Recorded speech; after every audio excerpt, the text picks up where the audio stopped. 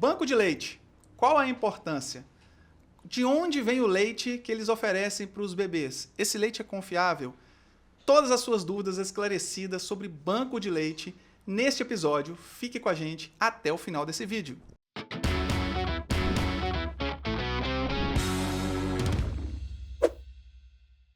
Salve, amantes da pediatria! Sejam todos muito bem-vindos a mais um episódio do Pé de Moleque, o podcast de pediatria mais irado desse Brasil. Eu sou Cristiano, pediatra, falando dos estúdios da Fornexus Digital, e hoje nós vamos falar um assunto muito legal, banco de leite. E para falar disso, uma especialista, doutora no assunto, nossa queridíssima convidada, a enfermeira doutora Mônica Barros. Mônica, seja muito bem-vinda e muito obrigado por ter aceitado o meu convite. Eu que agradeço, Cristiano. É um prazer estar aqui com você. Esse papo vai ser muito legal. Tenho muitas dúvidas sobre o banco de leite. E eu tenho certeza que tem muitas mamães nos ouvindo que têm também dúvidas sobre banco de leite. Deixa a gente te conhecer um pouquinho melhor. Fale um pouquinho de você. Quem é a doutora Mônica? Qual a sua experiência com banco de leite? Bom, eu sou enfermeira formada pela UFES, né? E tenho 34 anos de experiência no aleitamento materno. Somente isso, né? Implantei o banco de leite do Hospital das Clínicas e hoje coordeno 6 bancos de leite do estado e respondo pela região sudeste no Ministério da Saúde. 98 bancos de leite. Não é pouca coisa, né? Então Nem você... pouquinho. Sim, começou do zero o banco de leite aqui no estado, vamos dizer assim, toda a implementação, com toda a dificuldade. Tem muito know-how nisso, muito conhecimento para passar para a gente, tenho certeza. Começa falando para a gente, então, o que é um banco de leite? O banco de leite, né, ele é um centro de apoio à amamentação. Ele surgiu há muitos anos atrás com um objetivo em função da desnutrição infantil.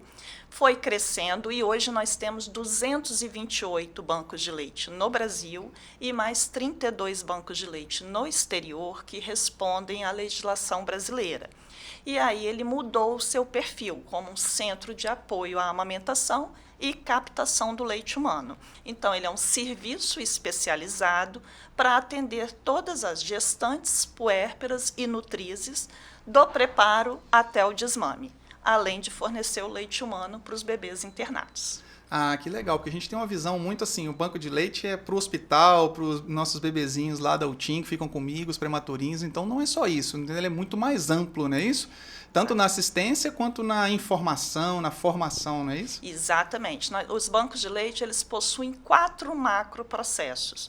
O primeiro processo do banco de leite é assistencial, porque até mesmo para a gente poder ter doação de leite, nós precisamos ter mulheres amamentando, para que elas possam doar o excedente. Certo. Então, nós temos o processo assistencial, o processo de captação do leite, processamento e distribuição para os bebês internados na UTI neonatal, o processo de ensino e o processo de pesquisas. Então, nós somos centro de pesquisas também e ajudam na colaboração junto com o Ministério nas políticas públicas de aleitamento materno. Muito legal. Então, o banco de leite tem uma importância muito maior por trás da amamentação do que a gente pensa, né? Porque a gente realmente não conhece esse serviço, não é isso? Exatamente. Ele é o braço estratégico da Política Nacional de Aleitamento Materno no Brasil. Que legal. E por que as pessoas não conhecem muito de banco de leite? Você acha que é pouco veiculado na mídia, falta informação, divulgação? Porque eu falo, as pessoas, banco de leite, elas ficam, não faço ideia do que é que acontece dentro de um banco de leite. Exatamente, isso é algo que me incomoda muito, porque os bancos de leite são antigos, desde 1943, né? Nosso primeiro banco de leite no Espírito Santo, ele é do início da década de 80, e infelizmente a população não conhece, ou melhor dizendo, tem um conhecimento errôneo, acha que banco de leite é somente para distribuir leite. Né? E não necessariamente leite humano, eles acham que é qualquer tipo de leite. E, na realidade, é o que a gente vem tentando fazer, divulgar essa informação dos bancos de leite, o papel do banco de leite, para que a população conheça e saiba fazer o uso do serviço. Nós preparamos gestantes, damos informações de como se preparar para a amamentação, auxiliamos no desmame oportuno depois, atendemos nas dificuldades, E também fazemos dosagem, avaliação de várias situações. É muita coisa, muito serviço que ele oferece, né? Com certeza. Você falou que são mais de 200 bancos de leite no Brasil. Eles estão sempre instalados dentro de hospitais, de maternidades? Sim, por resolução, o banco de leite ele tem que estar ligado a um hospital materno-infantil. Então, Certo. são 228 dentro de hospitais materno-infantil. E esses mais de 200 são suficientes para atender toda a população do Brasil? Ainda não. Ainda não? Existe algum projeto do governo de expansão desses bancos de leite? Diariamente, gradativamente, sempre cria-se um banco de leite em um determinado local. Especificamente aqui no Espírito Santo, nós temos proposta para mais 2 bancos de leite, um no município da Serra e outro em São Mateus, mas ainda também está no papel sendo desenhado. Hoje nós temos 6 no Espírito Santo. 6 bancos de leite. Para as mães ficarem sabendo onde estão esses bancos de leite, onde estão localizados esses 6. Na região metropolitana, nós temos 3 bancos de leite, que é o Hospital das Clínicas, o HPM e a Santa Casa. Certo, todos em Vitória. Todos em Vitória. No município de Vila Velha, nós temos o Hospital Infantil de Vila Velha e temos no interior do estado, Cachoeiro e Colatina. E temos mais também 2 postos de coleta de leite humano, que é na Promatre e no Hospital Infantil. Ah, legal. Elas precisam ficar sabendo para a gente divulgar mais esse serviço do banco de leite. Dúvida, vamos lá. As pessoas ficam assim, que você falou, não, acho que é só centro de distribuição de leite. Fala para a gente qual é o caminho que um leite percorre, vamos dizer assim, desde a mãe chegando a fazer a doação, até ele estar preparado, por exemplo, para fazer lá para o meu prematurinho dentro da UTI. O que vocês fazem lá dentro do banco de leite? Então, o caminho do leite, ele começa desde essa sensibilização com uma mulher para ela se tornar uma doadora, né? Porque toda mulher que amamenta é uma potencial doadora, e a partir daí ela retira esse leite na residência, nós buscamos ele congelado, ele vai para uma pré-estocagem até a gente ter toda a análise dessa doadora, que é uma aptidão médica sobre as condições de saúde para poder aproveitar esse leite. Então, ela tem que mostrar exames, ela passa por uma avaliação médica, ele vai ser pasteurizado. Nessa pasteurização, a gente faz tanto a acidez dornique desse leite, o crematócito, que é o aporte calórico energético que esse leite tem. Legal. Passa todo por uma inspeção, se tem fios de cabelo, cílios, sobrancelha, qualquer sujidade no leite, ele é 100% descartado, a gente não pode pescar a sujidade. Passa por esse tratamento térmico, que é de 30 minutos, onde a cada 5 minutos a gente homogeneiza para romper aquele isolante térmico que a gordura faz no frasco, resfria a menos 7 graus, colhe uma amostra microbiológica, fica incubado por 48 horas para depois ser distribuído com garantia da qualidade para um receptor extremamente frágil na UTI neonatal. Nossa, eu fiquei assim, meu Deus, é muito complexo, né? Muito complexo. É um curso de 135 horas que o profissional precisa fazer para estar apto para processar esse leite. E como é que é esse ambiente que esse leite é processado lá? É todo um ambiente preparado, isolado, os profissionais todos treinados, não é isso? Isso, é uma sala com fluxo unidirecional, com uma climatização bem rigorosa, para que possa processar todo o produto. É uma sala que representa uma indústria de alimentos. É ali que eu brinco muito com os alunos, dizendo que é aqui que eu entendo por que nós estudamos bioquímica na vida. Entendi. Porque tem acidez, microbiologia também, né? Microbiologia também. Quando a gente ouve, isso deixa um pouco mais tranquilo, que as pessoas ficam assim, será que esse leite que eles estão fazendo para o meu bebê aqui é confiável? Poxa, depois de todo esse processo, de todo esse crivo que tem que passar, de pessoas treinadas, pode-se confiar no leite, tanto do ponto de vista nutricional, quanto do ponto de vista de livre de infecções, esse leite é confiável? Sim, esse leite tem toda essa confiança, né? A gente sabe que ele passa por uma temperatura de 62 graus e meio, então ele inativa inclusive o vírus do HIV, que morre a 56 graus. Depois disso, ele ainda é validado para poder saber se não passou nenhum termodúrico, né, que resiste à alta temperatura, e ele sai realmente com um selo de qualidade, de nenhuma contaminação e o mínimo de perda do seu valor imunobiológico. Legal. Então, além do legal. nutriente, ele vira um medicamento para os nossos bebês prematuros. Então, esse processo, essa era até uma dúvida minha. O leite perde em qualidade ao leite in natura, vamos dizer assim, da mãe? A mãe, porque existem dois processos nossos, assim, estou falando dos bebezinhos da UTI. A mãe pode ordenhar beira-leito, a gente faz aquele leite da mãe mesmo ali, não é isso? Que a gente chama de in natura. Ou ele pode vir do banco de leite, não é isso? Esse leite vindo do banco de leite, passado por todo esse processo, ele perde alguma coisa de nutrição, de imunológico ali, ou ele é um leite, vamos dizer assim, equiparado, equivalente ao leite in natura da mãe? Então, a gente costuma dizer que o melhor leite para qualquer bebê é o leite in natura, porque ele está 100% próprio para aquele receptor. Após pasteurizado, o leite nutritivamente ele não perde nada, mas ele perde 25% do seu valor imunobiológico. Mas ainda é superior a qualquer fórmula que esse bebê vai receber. Sim. Então, a gente tem todo esse rigor de tempo e temperatura justamente para não perder a mais o potencial desse leite, que é uma coisa muito interessante. Muitas vezes as mães ficam comparando, né, o tempo de exposição do leite materno no ambiente com a legislação brasileira e com a legislação internacional. E a nossa diferença é justamente por isso. Os bancos de leite no Brasil, eles trabalham o leite humano como um alimento funcional. Quanto mais tempo exposto no ambiente, menos valor imunobiológico eu tenho. Sim, legal. Então é tudo muito controlado, né? Tudo muito controlado. Beleza. E de onde vem esse leite?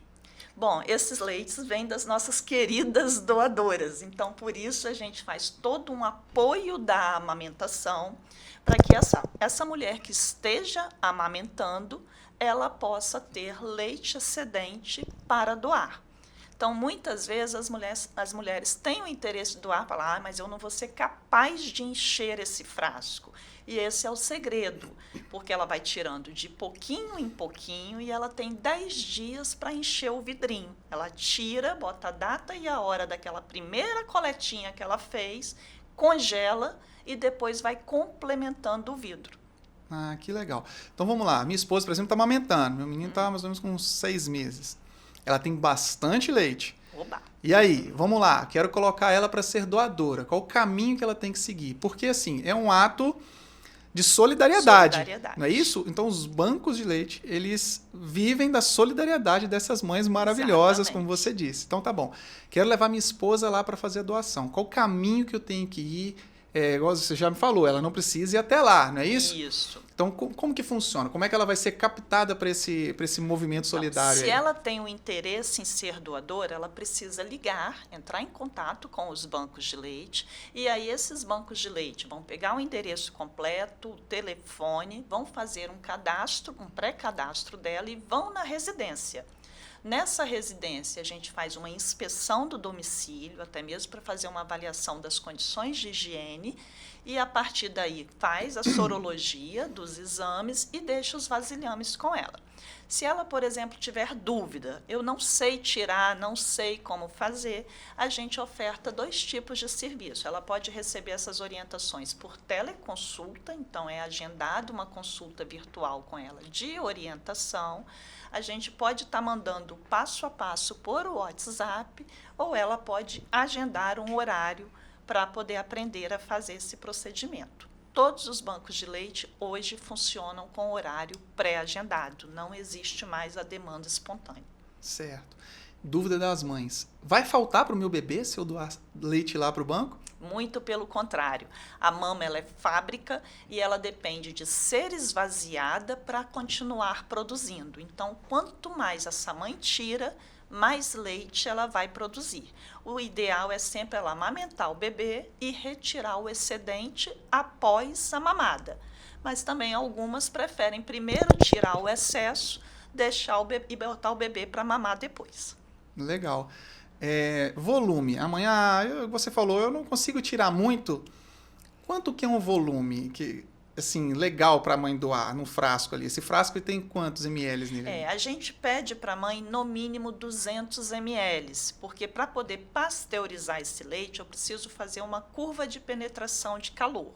No nosso banco de leite no Hospital das Clínicas, por exemplo, a gente trabalha com 25 frascos de 200 ml em um lote de pasteurização. Então está dentro do equipamento, esses frascos todos, então tem que ter esse volume mínimo ali. Eu não consigo pasteurizar apenas um frasco de leite. Eu preciso de, no mínimo, 25 frascos para atender a minha curva de penetração e poder fazer a pasteurização. Por isso, a gente dá os 10 dias para ela poder tentar encher e, com isso, a gente faz o mínimo de pool possível.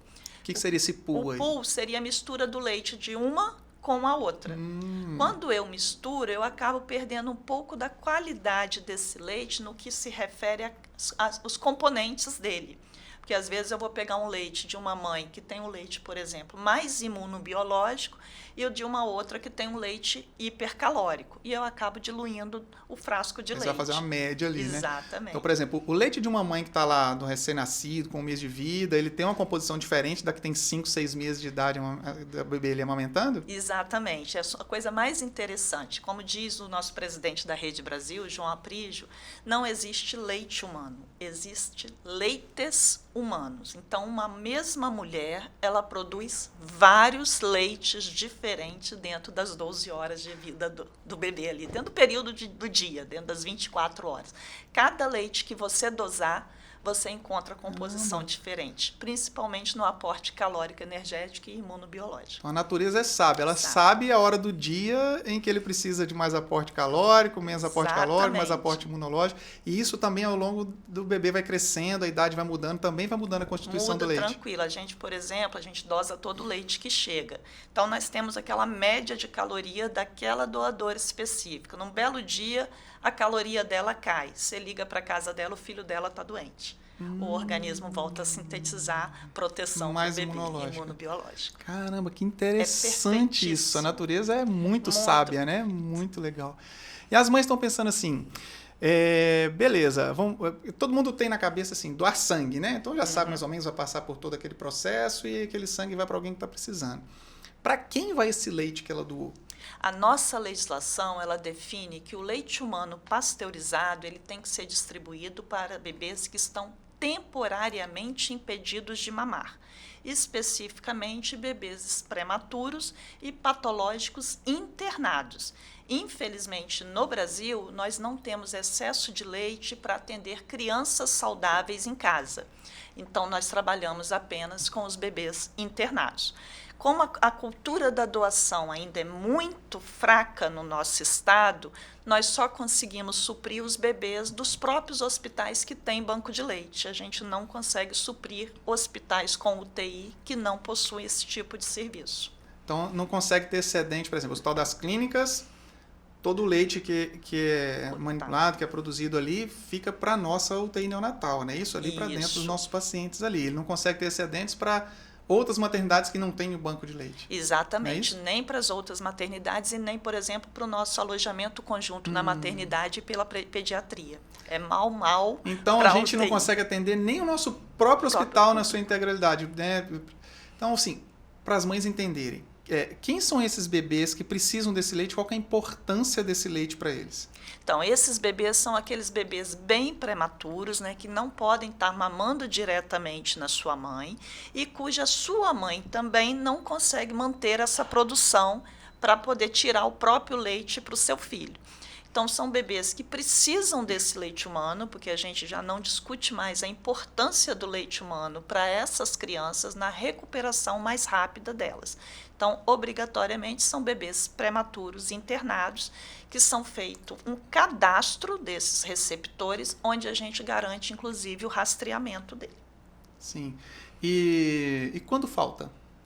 Quando falta é uma dor no coração. Nós passamos esse ano, por exemplo, 6 bancos de leite no estado tiveram uma queda muito grande no estoque de leite. E aí, infelizmente, a gente tem que priorizar qual é o receptor que vai receber o leite humano. A gente nunca deixa zerar realmente o estoque, mas aí a gente começa a frear e acaba tendo que priorizar.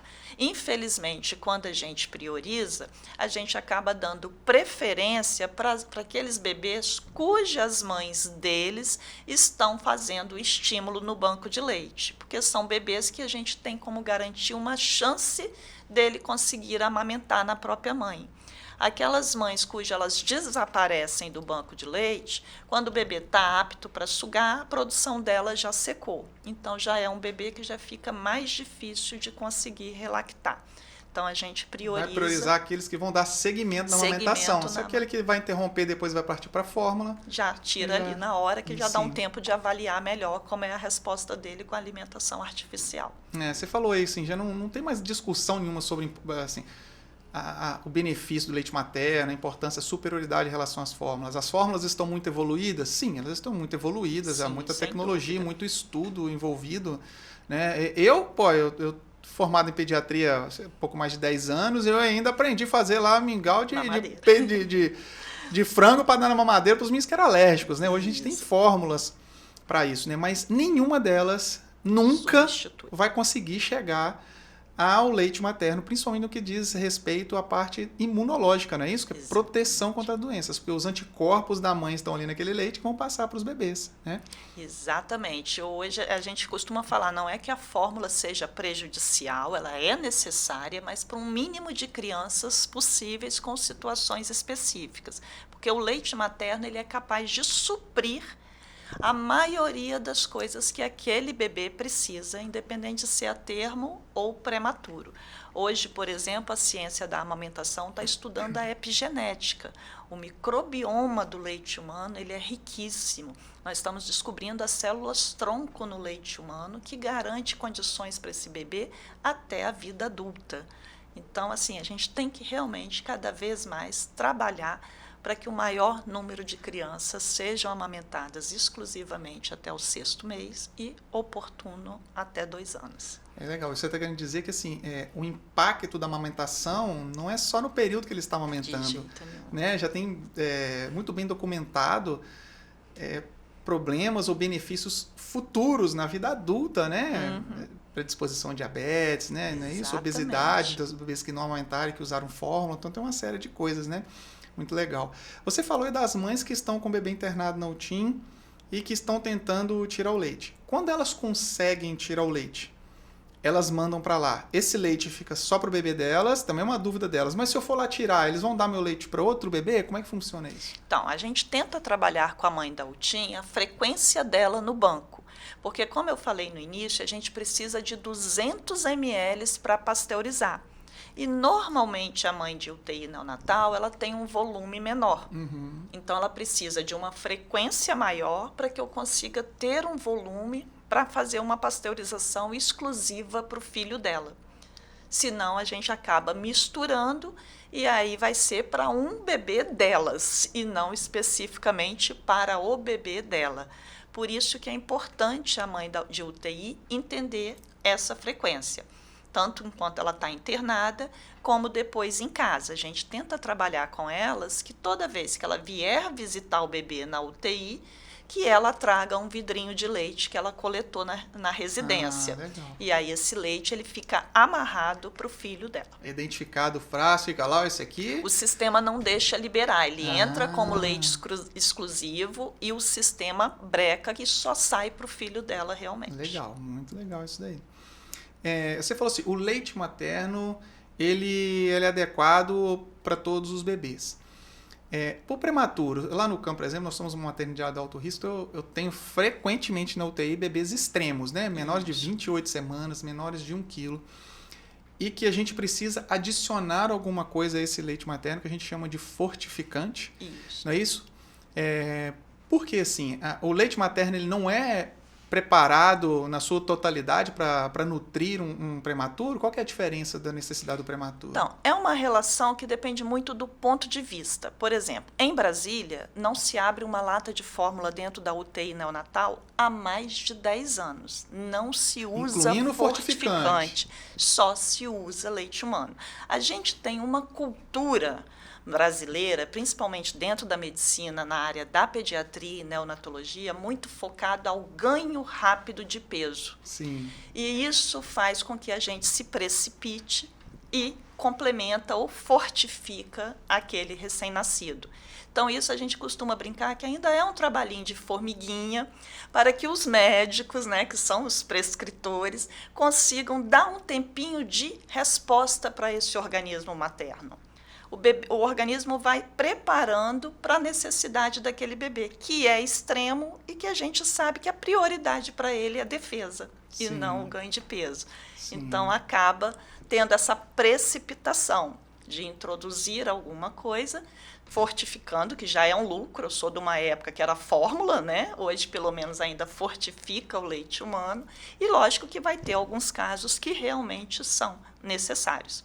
Mas ele tem componentes específicos. Por ser um leite pasteurizado, pode ser que especificamente para aquele bebê não vai ter realmente tudo aquilo que ele está precisando, deixando a desejar e fortificar. Mas o da mãe dele ainda teria... assim, Isso. Muito superior a Muito uma fórmula de superior prematuro, à por exemplo, que ele utilizaria, né? Exato. Só para as pessoas entenderem o que é fortificar o leite, quando a gente chega a um certo volume de leite para esses bebês prematuros, a gente acrescenta um preparado em pó, como se fosse uma fórmula, né? Que ela é própria para adicionar este leite materno, e ele fortifica, ele aumenta a caloria, aumenta a oferta de proteína, de cálcio, de fósforo que esse bebê precisa. Né? E só para esclarecer as mamães que estão nos assistindo. Sobre atendimento externo, como que funciona o serviço e que tipo de serviço o banco de leite presta? Porque então não é só captar leite, preparar e entregar para os prematuros, né? Isso. Então existe também, que você disse, o atendimento externo. O que o banco de leite oferece de serviço? Então, nos atendimentos externos, a gente trabalha desde a gestação, com as gestantes que precisam tirar dúvidas e se preparar para a amamentação, e todas as dificuldades da amamentação, sejam elas com as mulheres ou com os bebês. Então, fissura, engurgitamento, mastite, dor na mama, bebê que não está ganhando peso, bebê que está mamando exclusivo e não está respondendo no desenvolvimento. Então, a gente avalia, a gente dosa volume, dosa caloria, dá esse atendimento para a mãe, para a criança, dá o feedback para o médico prescritor daquela criança. Crianças com suspeita de APLV, os bancos de leite são referências no estado para a farmácia cidadã, na liberação da fórmula especial. Então, todos os bebês que são menores de 6 meses, que precisam de uma fórmula especial, eles precisam passar por um banco de leite para ver se tem uma chance de relactar esse bebê mediante a dieta materna, para decidir com a farmácia cidadã se ele vai ficar exclusivo na fórmula, exclusivo no peito ou em aleitamento misto entre fórmula e peito. O freno de língua, que agora está na moda, né? O freno curto. Então, a gente aplica o protocolo de Bristol, trabalha em cima do protocolo. Por exemplo, agora esse ano nós estamos com um ambulatório de motricidade oral para os bebês que estão sendo acompanhados no banco de leite, através de um projeto de extensão com curso de fonoaudiologia. São inúmeras assistências que a gente faz em cima das dúvidas e dificuldades no manejo da lactação. Poxa, eu vejo muitas mães pedindo socorro, né? Você vê nos apelos, nas redes sociais. Qualquer mãe pode procurar o banco de leite?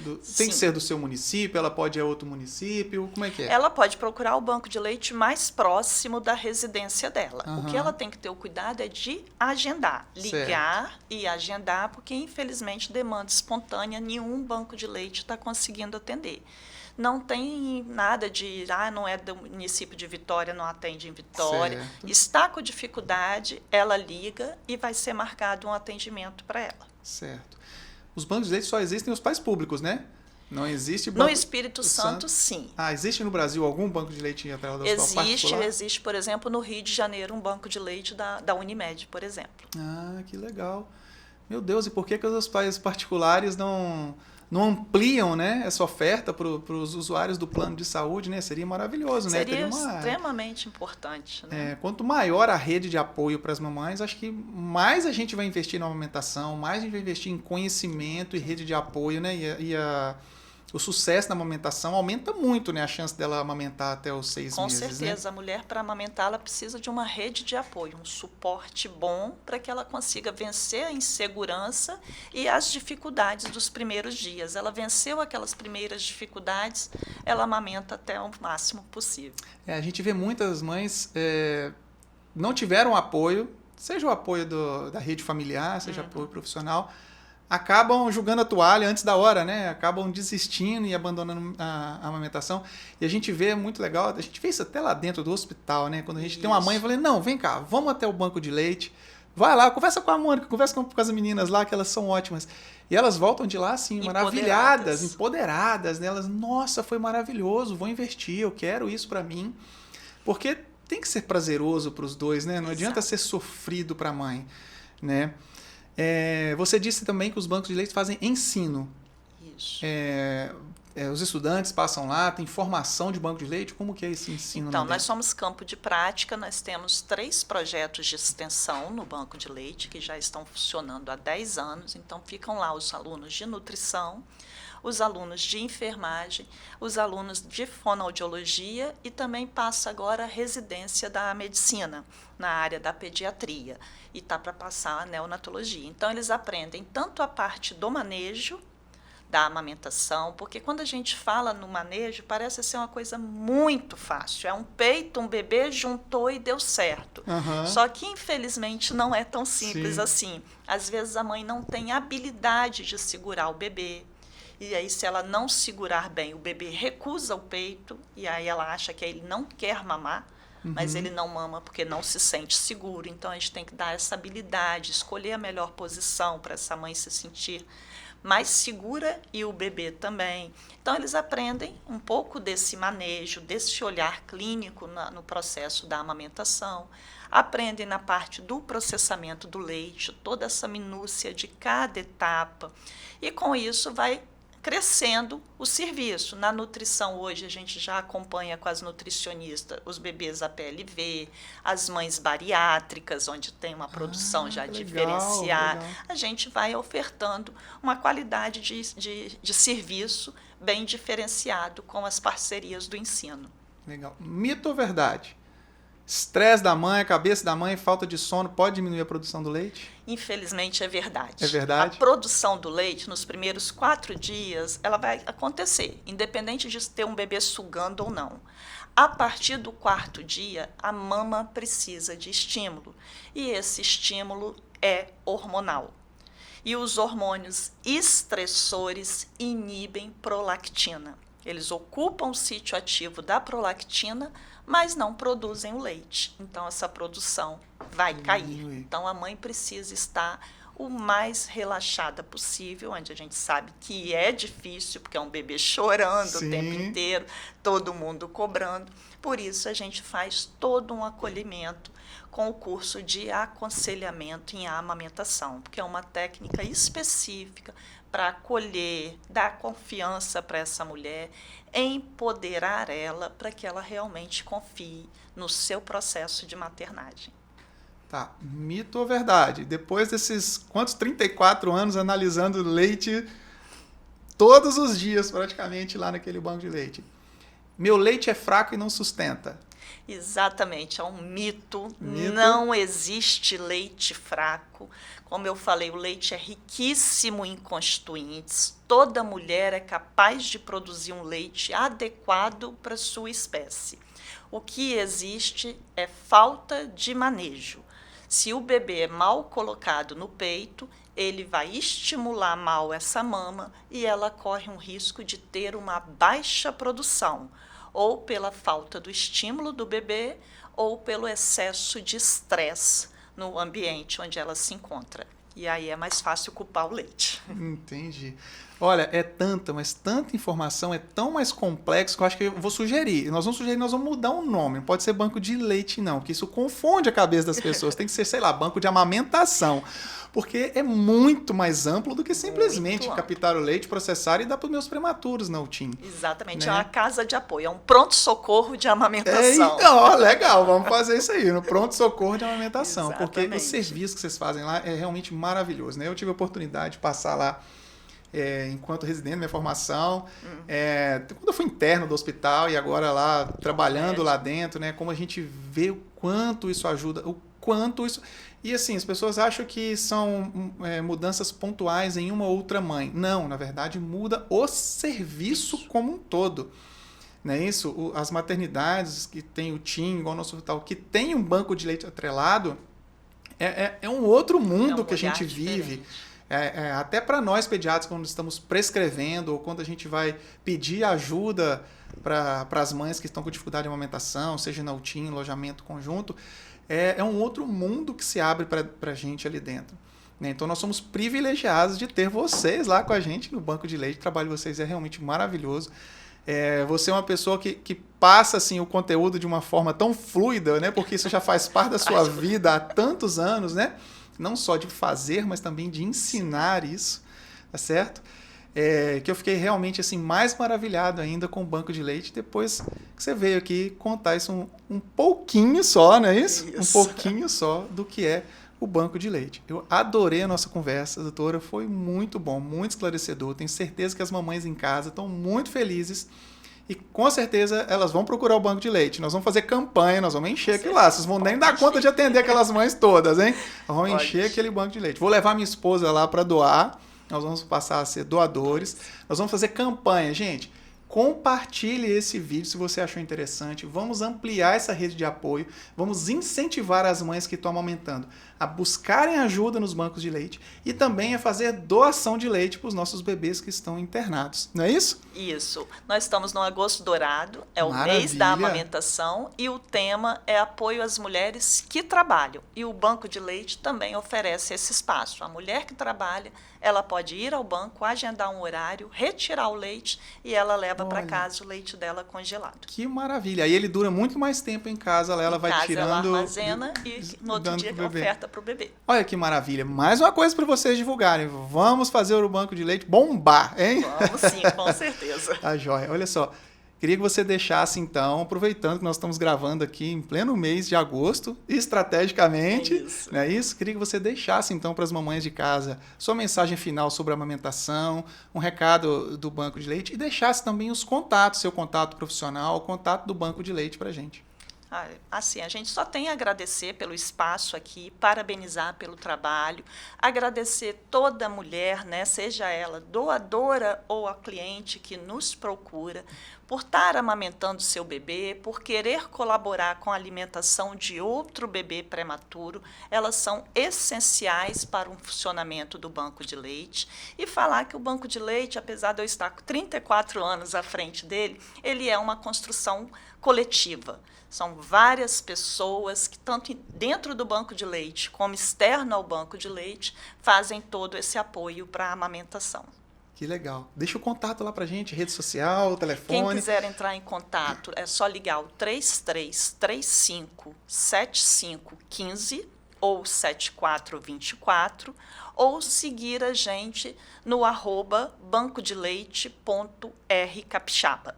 Legal. Então, de novo, o bancodeleite.rcapixaba. Beleza, vou pedir a produção também para deixar aqui embaixo do vídeo, para quem está assistindo pelo YouTube, para deixar bem fácil para todo mundo gravar, poder anotar e poder procurar o banco de leite, tá certo? Doutora Mônica, muito, muito, muito obrigado pela sua presença, foi esclarecedor e eu fiquei realmente mais maravilhado ainda com o banco de leite. Eu que agradeço. E a gente se encontra lá no hospital. Tá com certeza. É isso aí, pessoal, a gente fica por aqui, estamos terminando mais um Pé de Moleque. Se você ainda não se inscreveu no canal, se inscreva. Nós estamos no YouTube, Spotify e também no Instagram pelo Pé de Moleque, ped.moleque. E se esse vídeo foi importante para você, compartilhe. Vamos ampliar essa rede de apoio. E a gente se vê no próximo episódio. Tchau!